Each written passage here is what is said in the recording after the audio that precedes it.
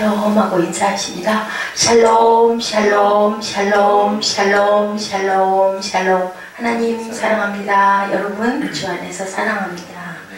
예, 너무 많이 우리 늘 자주 기도할 때도 쓰는 그런 성경 말씀, 상한 갈대와 꺼져가는 불등불도 끄지 아니하시는 하나님의 마음. 1절 보니까 내가 붙드는 나의 종 그랬어요. 내 마음에 기뻐하는 나의 택한 사람을 보라. 하나님이 택한 나의 종은 어떻게 하신다고요? 2절에 외치지 아니하며 목소리도 높이지 아니하며 거리에 들리지 아니하며 상한 갈대 꺼져가는 심지도 등불도 꺼지 않는다. 그리고 공의를 베풀 것이다.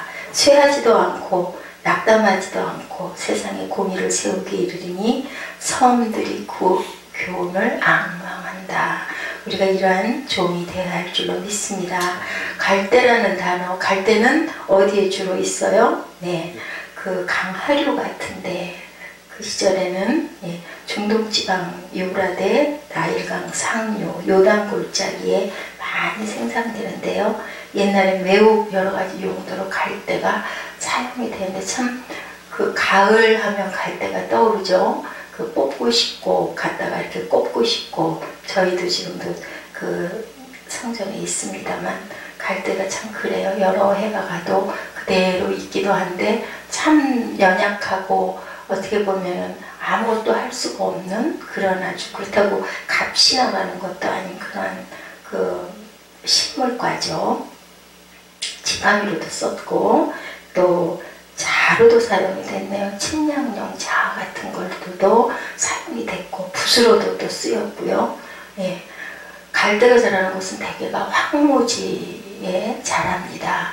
그 황무지가 장미꽃같이 피어날 것을 우리들은 항상 기대하는 것처럼 또한 포도야자 석류는 열매를 따는데 소나무 백향목은 어때요? 굉장히 그 비틀리지도 않고 견고하고 단단해서 성전을 짓는데 많이 백향목 이름이 나오죠. 비쌌을 것 같습니다.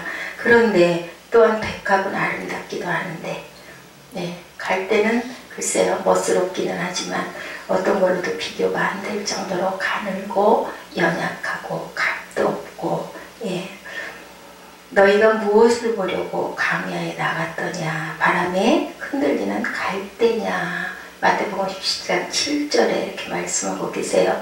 인간은 불완전하고 동요되는 연약한 갈대와 같다라는 얘기가 많습니다. 그 갈대를 꺾지 아니하시는 하나님. 짐승의 말고발에 짓밟혀서 상한 갈대처럼 우리는 상처받고 쓰러지는데도 하나님께서는 끝까지 싸매주시고 고쳐주시고 그렇게 해서 살려놓으시고 꺼져가는 등불도 훅 불어서 끄지 아니하시고 긍휼과 자비의 마음을 가지신 하나님의 마음.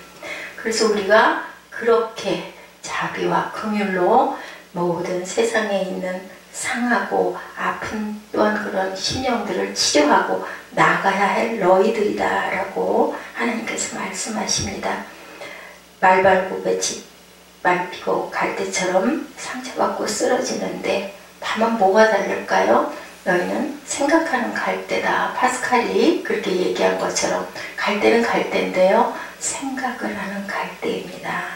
베르디의 가곡, 리고레트 가운데도 여자의 마음은 갈대와 같다. 그것은 잘 흔들린다는 얘기를 하고 있죠. 파스칼은 팡세에서 인상은 생각하는 갈대다. 성경 본문에 상한 갈대를 인생에 또한 비유하고 있습니다.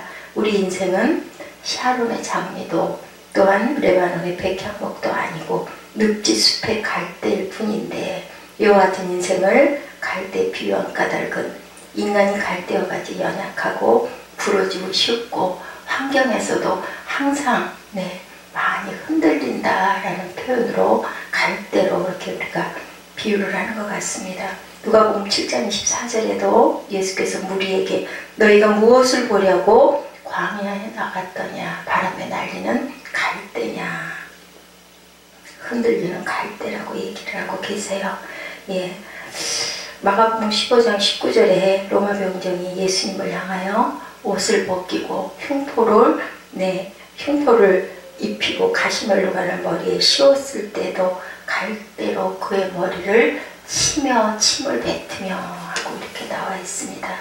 갈대가 예수님을 때리는 도구로도 사용이 됐네요.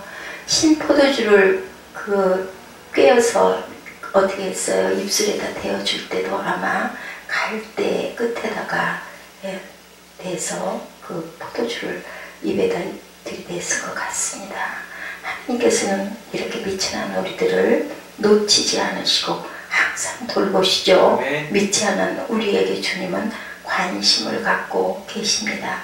세상은 이 상갈대를 잘 돌보지 않는데 아주 꺾어버리려고 하죠. 바리새인과 서기관들은 가늠한 여인을 돌로 쳐서 죽이고 싶어 했지만 예수께서는 어떻게 했어요? 다 물리치시고 그 여인을 보호하시고 나도 너를 정죄하지 않을 테니 다시는 죄를 짓지 말라. 어떤 인물이었을까요? 상한 갈대 꺼져가는 등불과 같은 여인을 보호하시는 주님의 마음입니다. 사랑의 숨결로 성령의 바람으로 우리의 믿음에 항상 불을 돋아주시죠. 꺼져가는 등불도 끄지 않으십니다. 로마서 8장 36절에 기록된 바 우리가 종일 주를 위하여 죽임을 당하게 되며 도살당할 양같이 여김을 받았나이다 한 것 같으니라. 그리고 이 말씀하시고 그들을 향하여 숨을 내쉬며 이르시되 성령을 받으라 라고 말씀하시죠. 불을 돋궈주십니다. 성령이 우리에게 거하시면 우리는 능력과 권능을 받습니다. 건강한 자에게는 의원이 쓸데없는 없고 병든 자에게라야 쓸데있다라고 주님이 내가 그래서 너희들을 위하여 왔다라고 말씀하시죠.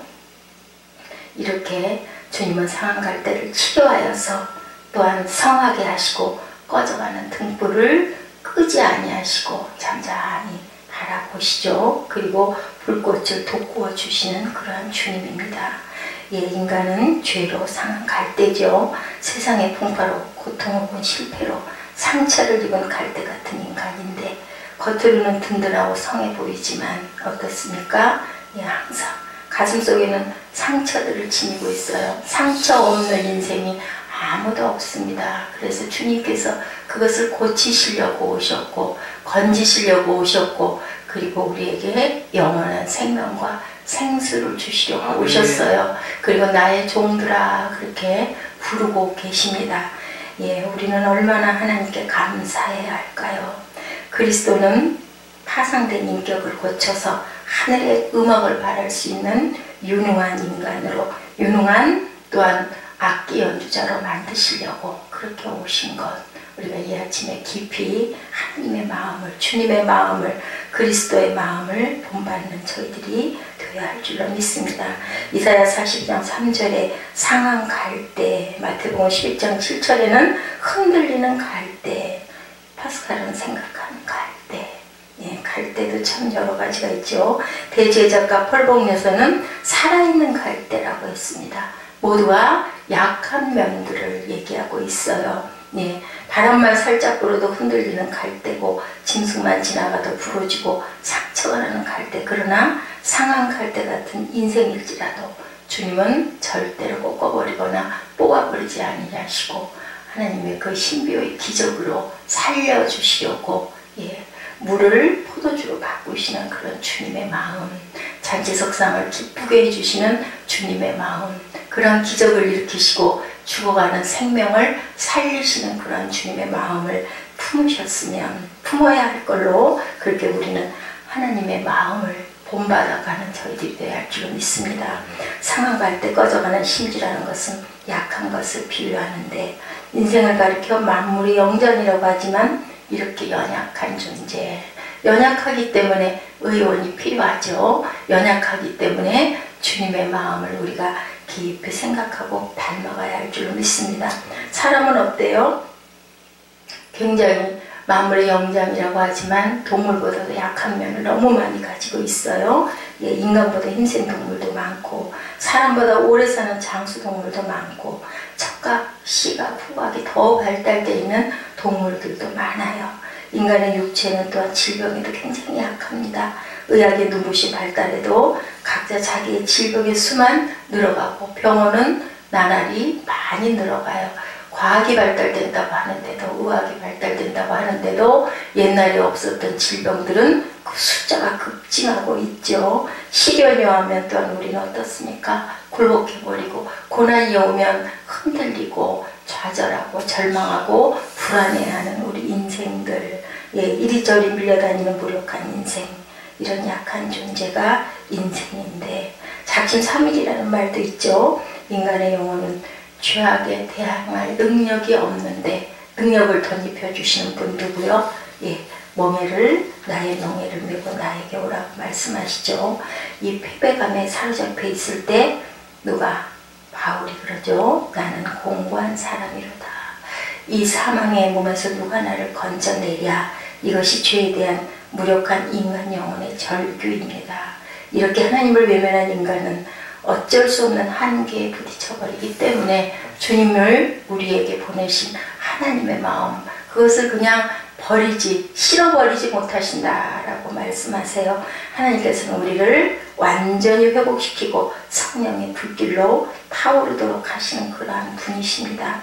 네, 상한 때와 쓸모없는 꺼져가는 심지를 재생시켜서 다시 내가 너희를 고쳐 쓰겠다, 이렇게 말씀하십니다. 어땠어요? 베드로가 아주 호언장담했죠. 절대로 나는 주님을 남들은 다 떠나가지 않을 것입니다. 자신했습니다. 근데 저는 베드로의 마음이 이해가 돼요. 분명히 그 마음이었을 것 같아요. 주님이 그러셨죠. 닭 울기 전에 네가 나를 3번 부인하리라 할 것이다. 부인 3번째 하면서 어땠어요? 뚝 생각이 떠오르고 주님의 눈과 마주치면서 놀라죠. 베드로가 마음속으로 나와서, 예, 담바깥으로 나와서 담벼락에 기대어 얼마나 많이 웁니까? 그 원어적인 그 뜻의 깊은 뜻에 보니까 그냥 운 게 아니라 가슴을 쥐어뜯는 그런 그 울분의 그 눈물을 쏟습니다. 내가 이것밖에 되지 않습니다 하고 울죠. 나중에 주님이 찾아오셔가지고 뭐라고 그러세요? 네가 나를 사랑하느냐라고 물어보셔요. 3번이나 물어보셔요. 근데 거기에 대답이 있죠. 내가 주님을 사랑하는 것을 주께서 아시나이다. 이 고백이 어떤 고백일까요? 저도 저를 모르겠는데요. 내가 주님을 얼마나 사랑하는지는 그 깊이는 주님께서 다 알고 계시지 않아요? 라는 고백이에요. 저도 저를 모르지만 주님은 아시지요. 제 깊이가 얼마인지, 제 속에 뭐가 들어있는지, 제가 어떤 마음을 갖고 있는지. 네, 참 깊은 얘기를 하고 있습니다. 어떻게 하고 나서 내가 주님을 부인하고 절대로 안 그럴 것이다. 내가 나를 믿었는데 믿을 수 있는 것은 아무것도 없어요. 자신도 믿을 수가 없어요. 누구만 아세요? 하나님만 아신다라는 거죠. 어땠어요? 그냥 상한 갈대일 수 있는 베드로를 주님께서는 끝까지 찾으셔가지고 내가 이 반석 위에 나의 교회를 세우리라 라는 그 말씀을 그대로 끝까지, 얼마나 신실한 주님이십니까? 얼마나 끝까지 지키시는 하나님이십니까? 그 마음을 우리가 깊이 깨닫고 알아버려야 될 것 같습니다. 요한의 아들 시몬아, 내가 이 사람들보다 나를 더 사랑하느냐? 예. 내가 주를 사랑하는 줄을 주께서 아시나이다. 네. 내가 최선을 다하면 나는 내 신앙을 지킬 수 있다고 얘기하지만 사탄은 어떻습니까? 우리의 뜻과 계획을 너무너무 잘 알아요. 그죠? 우리가 절대로 사탄을 그냥은 이길 수가 없어요. 성령의 능력에 의지해야만 이길 수 있고, 그렇기 때문에 우리가 기도해야 되고, 그렇기 때문에 주님의 말씀 속에 살아야 되겠죠. 목소리를 높이지 마십시다. 어떻게 하라고 그러세요? 본문 말씀에 뭐라고 그러십니까? 네, 잔잔하라고 말씀하고 있죠. 너희들은 소리를 높이지 말아라 라고 얘기합니다. 내가 붙드는 나의 종은 외치지도 아니하며 목소리를 높이지 아니하며 거리에 들리게 하지 아니하며 상한 갈 때 꺼져가는 등불을 끄지 아니하는 그러한 너희들이 취하지 않고 낙담하지 않고 세상의 정의를 세우기 이르리니 섬들이 그 교훈을 앙망하리라. 모든 자들이 그 교훈을 앙망한다고 합니다. 하나님만이 저와 여러분의 인생을 책임지실 수 있는 분이에요. 저희 자신이 책임질 수 있는 인생이 아니고 베드로의 고백처럼 내가 얼마나 주님을 사랑하는지를 주님께서는 다 아십니다. 우리의 내면을 다 알고 계시는 하나님. 네, 우리가 목소리를 높이면 하나님께서 말씀하실 때 들리지 않을 것 같죠? 그러니 목소리를 낮추시고 하나님만 바라보시고 상한 갈대와 꺼져가는 등불을 끄지 않는 저와 여러분 되시기를 주님의 이름으로 축복합니다. 네. 예, 어떻게 했습니까? 히브리서 4장 14절 16절을 보니까요. 예, 그러므로 우리에게 큰 대제사장이 있으니 승천하신 자 곧 하나님의 아들 예수시라. 우리가 믿는 도리를 굳게 잡을지어다. 우리에게 있는 대제사장은 우리의 연약함을 채우려지 아니하시는 자가 아니요 모든 일에 우리와 한결같이 시험을 받은 자로되 죄는 없으시도다. 야단치지 않으시고 우리가 긍휼하심을 받고 때를 따라 돕는 은혜를 얻기 위하여 은혜의 보좌 앞에 담대히 나아갈 것이다 라고 이렇게 말씀하세요. 심리학자나 정신의학자들의 말에 의하면 육신의 병은 대개는 다 심령의 마음에서 온다고 그러죠. 그리고 나서 육신의 질병이 걸린다고 합니다. 그래서 항상 우리는 어때야 될까요? 주님의 그 사랑과 말씀으로 우리들 심령이 치료되어야 되고, 그래서 교회가 해야 할 일은 그 심령과 상처를 싸매주는 일을 해야 되기 때문에 주님의 마음을 본받아 나아가야 되겠죠. 예, 나는 의원이 필요 없는 사람에게는 상관이 없다라고 말씀하세요. 아픈 자를 찾으시고 상한 자를 싸매시는 주님의 마음. 우리 시편 103편 8절에서 11절 말씀 함께 나누시고 기도하는 시간 갖도록 합니다.